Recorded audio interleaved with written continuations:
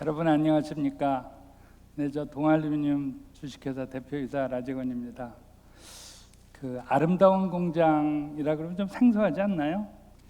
저희 공장을 방문하는 분들은 대개 물어봅니다. 공장 같지 않다고. 그러면 전 물어보죠. 공장은 어때야 되는데요? 공장은 어때야 되죠? 네, 뭐 시커매야 되나요? 여느 공장들이 그렇듯이 저희도 생산하는 거에 대부분을 수출을 합니다. 그러니까 이제 해외에서 바이어들이 많이 찾아옵니다. 그 사람들이 처음에는 동아는 기술이 대단한 회사야 이러고 칭찬을 해줬습니다. 조금 시간이 지나니까 저 집 공장은 생산 현장에서 도시락 까먹어도 돼. 그런 깨끗한 공장이야. 그런 얘기를 했었습니다. 그러다가 이제 공장의 나무들도 조금 자라고 되니까 잿빛 공단의 오아시스 같은 곳이라는 그런 얘기들을 해줬습니다. 그리고 마지막으로 들은 얘기가 DAC 갤러리라고 그렇게 불러줬습니다. 저는 이제 더 이상 그 불릴 이름은 없다고 생각을 했었습니다. 예술에 대한 그런 문화에 대한 자부심이 강한 유럽 사람들이 갤러리라고 불러주는 거는 더 이상 칭찬할 수 없는 거라고 생각을 했었는데 인천시에서 저희를 아름다운 공장이라고 그렇게 이름을 지어줬습니다. 멋지지 않습니까? 네.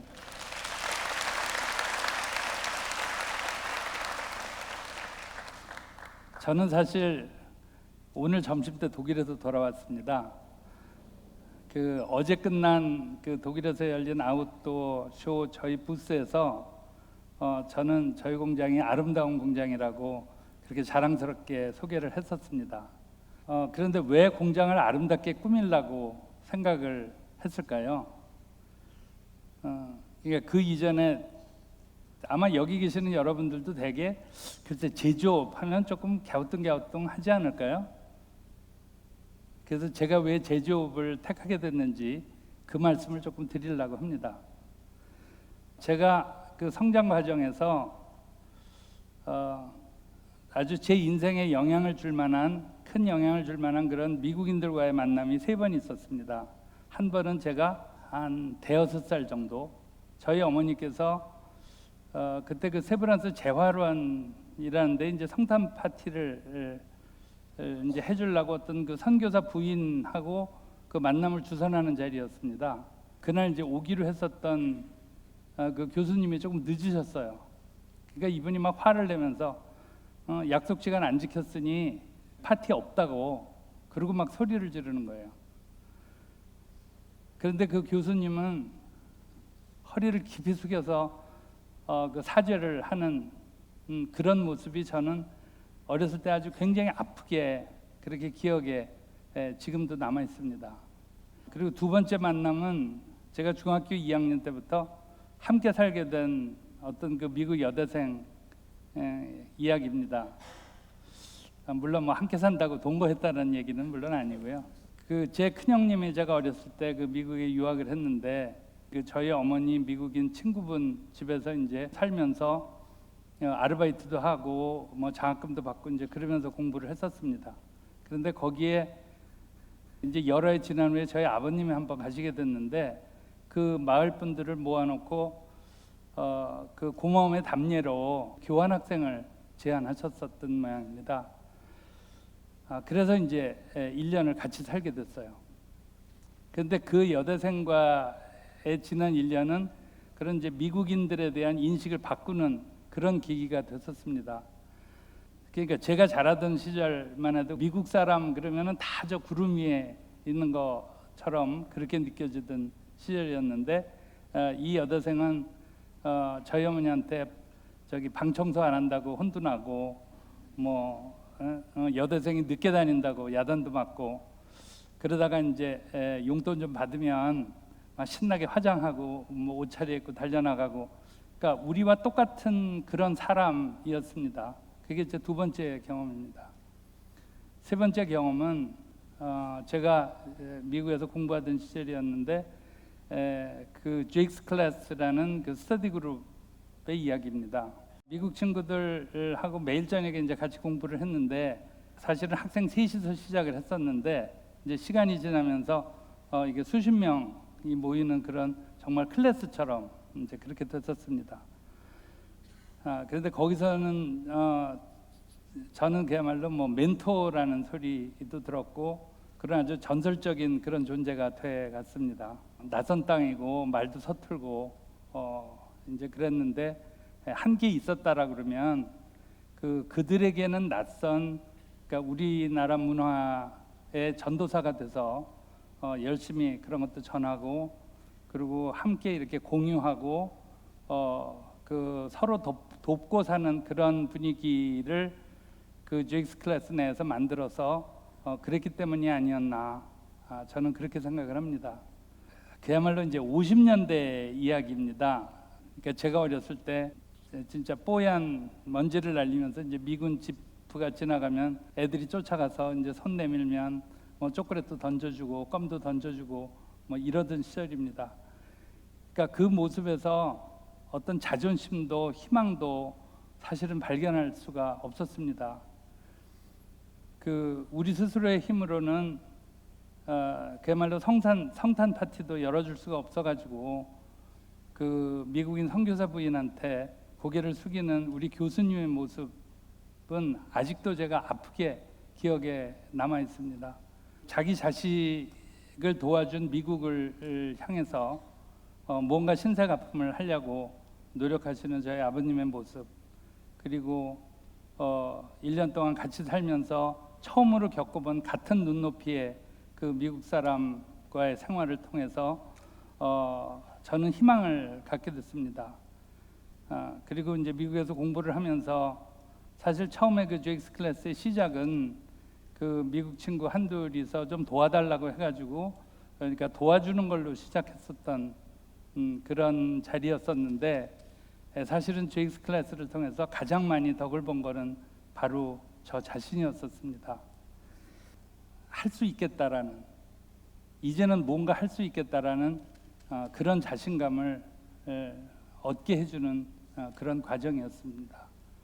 우리나라의 발전을 위해서 저도 뭔가 사실은 기여하고 싶었고, 그리고 선진국에 있는 사람들과 그러니까 같은 눈높이에서 그들을 도우면서 살고 싶다라는 생각을 하게 되었습니다.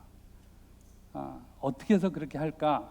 그 중에서 제가 택한 것은 우리 손으로 뭔가를 만들어서 그들과 같은 눈높이로 살 수 있는 그런 방법으로 저는 제조업을 선택을 했습니다. 제가 만 30년 전입니다. 1988년에 공장을 시작을 했습니다. 그때 제 목표는 분명했습니다. 무엇인가 하여간 세계 최고의 제품을 만들어야 되겠다라고 생각을 했고 그 일을 함께 하는 사람들과 정말 멋진 작은 그런 사회를 만들어 보고 싶었습니다.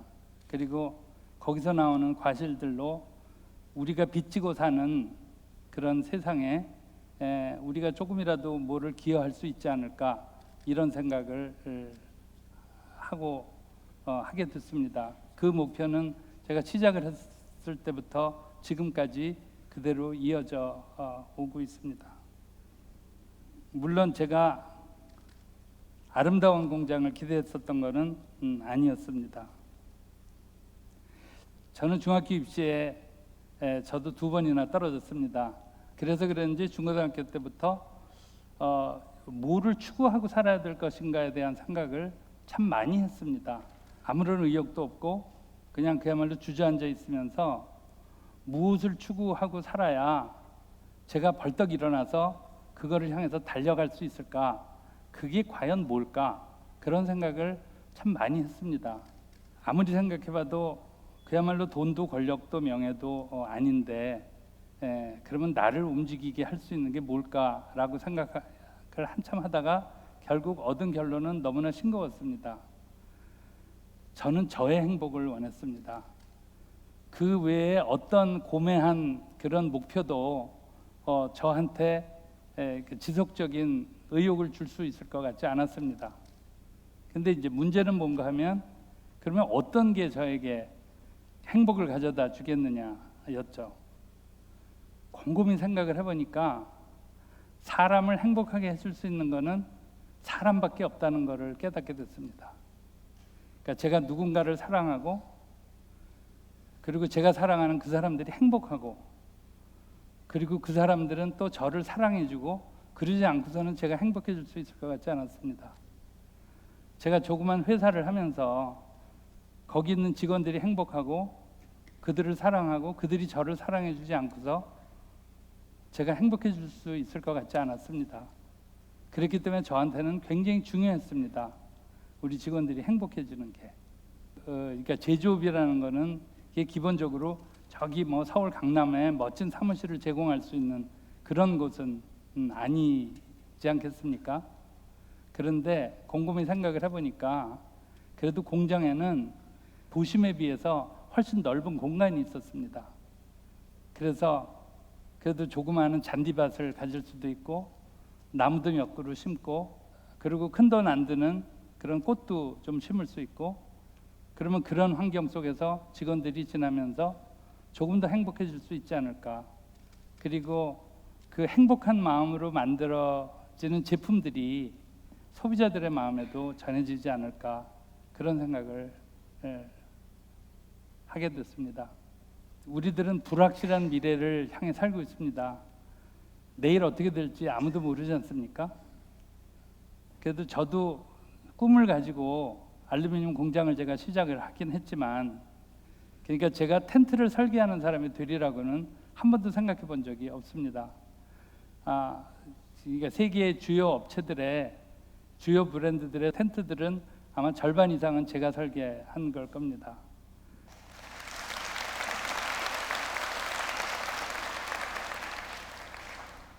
무엇이 어떻게 될지는 모르지만 꿈을 가지고 그 꿈을 향해서 쭉 가다 보면 이루어질 수 있다라고 저는 믿고 있습니다. 오히려 젊은 분일수록 그러니까 저는 이제 벌써 나이가 들어가는데 젊은 분일수록 미래에 대한 불안은 사실은 더 크리라고 생각을 합니다. 저도 그랬었고요.